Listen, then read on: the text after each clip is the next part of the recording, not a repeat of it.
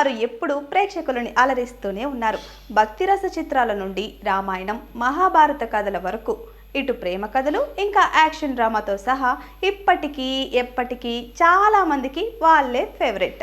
Senior NTR నట వారసత్వాన్ని హరికృష్ణ, బాలకృష్ణ అందిపుచ్చుకున్నారు.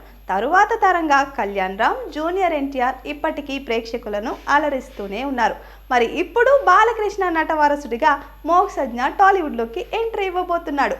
కొంచెం లేట్ అయినా పక్కా హిట్ సినిమాని మంచి డైరెక్టర్ని పట్టుకొని కొడితే కుంభస్థలాన్ని కొట్టాలి అనే ఫామ్లా ఫాలో అవుతున్నారు.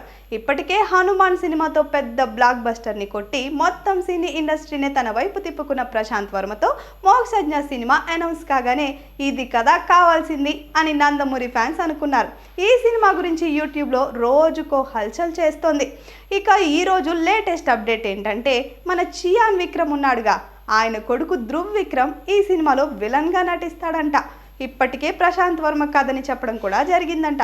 సో అఫీషియల్ న్యూస్ కోసం గట్టిగా వెయిటింగ్. సో బాలకృష్ణ, విక్రమ్ నట వారసుల యుద్ధం పెద్ద తెర మీదే చూడాలబ్బా. ఇది కదా అసలైన సినిమా వార్. ఇంకేం కావాలి ప్రేక్షకులకి? Please subscribe to the channel and download the Politicos app from the links in the description.